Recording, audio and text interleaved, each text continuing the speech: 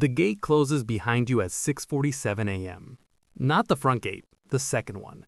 The one that only opens after the first one locks.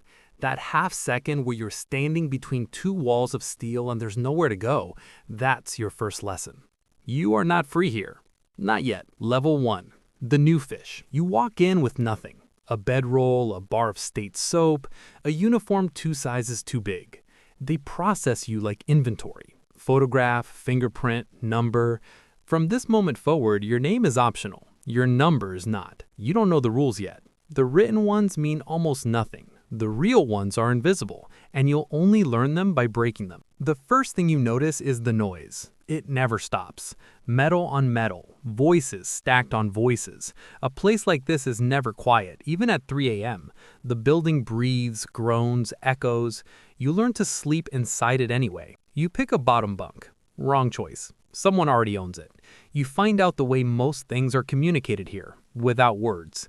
You eat what's in front of you. You don't complain. You make eye contact with no one for longer than a second, but you never look at the floor either. There's a calibration happening. Everyone is reading you the moment you arrive. They want to know one thing. What are you? Not what you did, what you are. Are you someone who breaks, someone who bends, or someone who holds? You don't know the answer yet. Neither do they. You stay close to nothing and no one. You watch. You absorb. You notice who gets respect and how they carry it. You notice who gets disrespected and how they survive it. You file everything. This is the only skill that matters at level 1. Observation. The first week costs you your watch, your commissary credits, and 1 night of real sleep. You pay without making it a conversation. Small tax. Smart decision. You are nothing right now. Being nothing keeps you safe. Level 2. The Aligned. 3 weeks in, a man named Decker sits across from you at breakfast without asking. He doesn't introduce himself. He slides you a hard-boiled egg and keeps eating. You eat the egg. That's the conversation. That's the agreement. You've just aligned.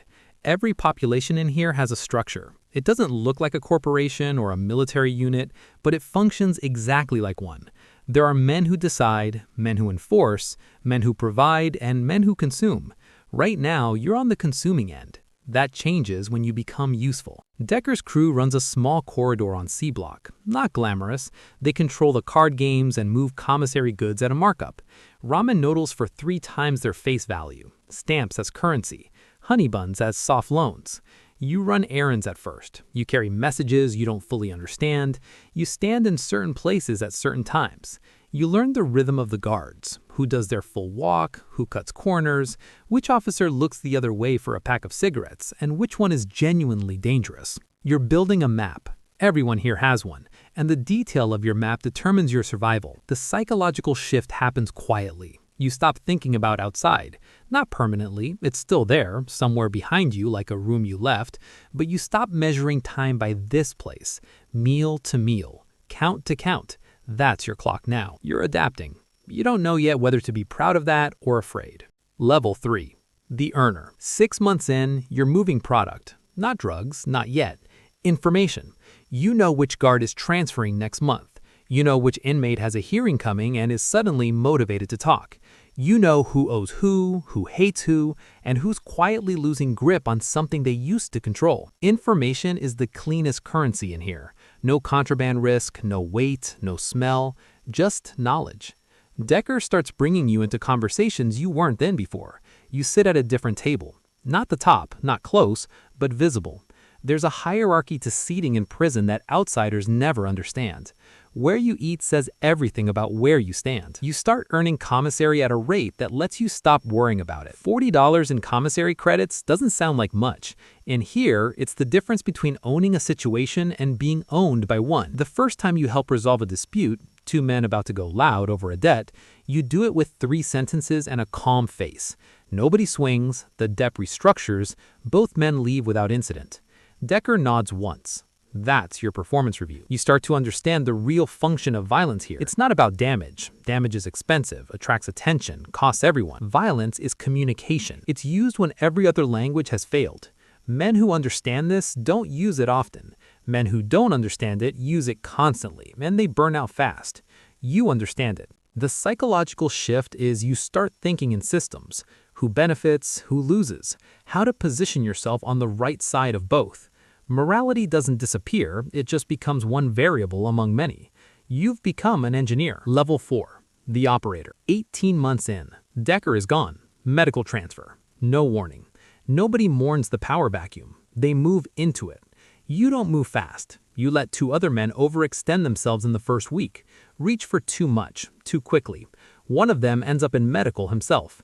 The other one ends up isolated, cut off from every alliance he thought he had. You step in quietly, not as a replacement for Decker, as something new. You restructure the commissary operation. Less markup, more volume. You're not squeezing people, you're building dependency. There's a difference. Squeezing creates enemies. Dependency creates relationships. By month 20, you have 12 men that benefit from your continued stability. That's not a crew, that's an ecosystem, and you are the most important organism in it. The guards are part of this now. Not all of them, 2 of them. One moves packages in from laundry, one tells you 48 hours in advance when a shakedown is coming. You compensate them in ways that never show up anywhere. Commissary funds funneled through third parties, favor stored and delivered quietly. You're running a small economy. The warden has no idea you exist. The CEO's supervisors have no idea you exist. The inmates who aren't in your network barely know your name. That anonymity is intentional. You are most powerful when no one is measuring your power. Psychologically, something has calcified. You don't ask yourself whether something is right or wrong anymore. You ask whether it's stable, whether it holds, whether it costs too much to maintain. That's not evil, it's not even cynicism. It's engineering. You've become an engineer. Level 5. The broker. 2 years and 4 months. New inmates come in and someone in intake tells you your name before they reach their cell. Not your number, your name. You don't run the yard, you don't need to. Running the yard is theater, visible dominance that requires constant reinforcement. What you run is quieter, the flow of things people need and the information that moves between people who can't afford to talk directly. 2 rival groups on D block have a problem. They can't sit down together, too much history, too many eyes watching for a sign of weakness, so they send representatives. The representatives come to you. You're not a mediator, you're an architect. You design an arrangement where both groups benefit from a shared operation without ever having to acknowledge the arrangement publicly. It holds for 9 months before it needs renegotiating, but it holds. There's a new transfer, mid-level enforcer from a federal case, connected, dangerous. He comes in with a reputation and starts applying pressure to your network within his first week. You don't respond to pressure, you respond to incentives. Within 10 days, he's part of your structure. Not beneath you, that would insult him, adjacent to you, mutually beneficial. You spend 30 minutes with him once. That's all it takes. You know exactly what he needs and you make clear, without ever saying it directly, that you're the most efficient path to getting it. The psychological shift here is subtle, but significant. You've stopped experiencing fear the way you used to. Not because you're braver, because fear requires uncertainty, and you've reduced your uncertainty to a manageable level. You know the chessboard. You know most of the pieces. The ones you don't know are the only ones that still keep you up at night. Level 6. The authority. 3.5 years in. The warden calls you in. Not for discipline, not for an incident report. He sits across from you in a room with no other staff present and asks you, carefully, with a particular kind of diplomatic phrasing, whether you have any awareness of rising tensions between 2 populations on B block. You tell him what he needs to know. Not everything. Enough. He thanks you. The meeting ends. You walk back to your block. You just had a conversation with the warden that no attorney, no administrator, and no inspector general will ever know occurred, and you both know it will happen again. This is the threshold moment. The institution itself has just acknowledged your function. You are not a prisoner with power. You are a node in the prison's operating system. Officially, you don't exist. Unofficially, you are essential. The guards who work your block are stable. Almost no incidents. Contraband seizures are down, not because contraband is down, but because the contraband that moves is yours, and it moves cleanly, with minimal disruption. From an administrative standpoint, your block runs better than blocks with twice the officer's supervision.